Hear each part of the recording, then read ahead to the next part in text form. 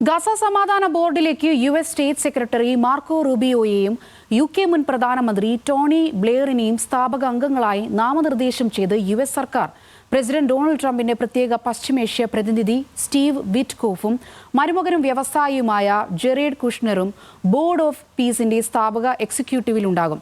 20-ദിന സമാധാന പദ്ധതി തയ്യാറാക്കിയ ട്രംപാണ് ബോർഡിന്റെ ചെയർമാൻ. ഗാസയുടെ പുനർനിർമ്മാണവും ഭരണവും ഈ ബോർഡിന്റെ താൽക്കാലിക മേൽനോട്ടത്തിലായിരിക്കും. ഗാസയിൽ വെടിനിർത്തലിനായി 20-ദിന സമാധാന പദ്ധതി തയ്യാറാക്കിയ US പ്രസിഡന്റ് ഡൊണാൾഡ് ട്രംപ് ചെയർമാനായ ബോർഡ് ഓഫ് പീസിന്റെ സ്ഥാപക അംഗങ്ങളായാണ് US ഭരണകൂടം state secretary Marco Rubio, UK മുൻ പ്രധാനമന്ത്രി ടോണി ബ്ലെയർ എന്നിവരെ നാമനിർദ്ദേശം ചെയ്തത്. ട്രംപിന്റെ പ്രത്യേക പശ്ചിമേഷ്യ ദൂതൻ സ്റ്റീവ് വിറ്റ്കോഫ്, മരുമകനും വ്യവസായിയുമായ ജെറേഡ് കുഷ്നർ എന്നിവരും സ്ഥാപകാംഗങ്ങളായുണ്ട്.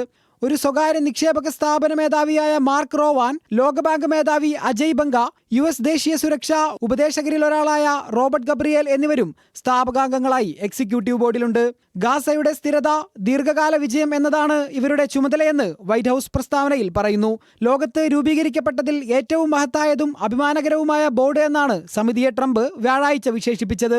വരും ദിനങ്ങളിൽ കൂടുതൽ അംഗങ്ങളെ സമിതിയിലേക്ക് നിർദ്ദേശിക്കുമെന്ന് വൈറ്റ് ഹൌസ് അറിയിച്ചു.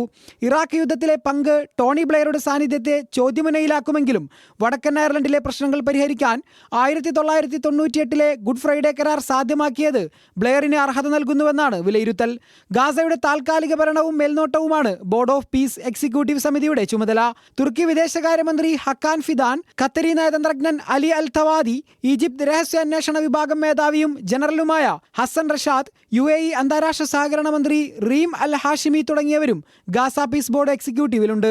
ഗാസയുടെ ഭരണത്തിനായി 15-അംഗ പലസ്തീനിയൻ ടെക്നോക്രാറ്റുകളുടെ സമിതി പ്രഖ്യാപിച്ചതിന് പിന്നാലെയാണ് ബോർഡ് ഓഫ് പീസ് സ്ഥാപകാംഗങ്ങളുടെ നാമനിർദ്ദേശം.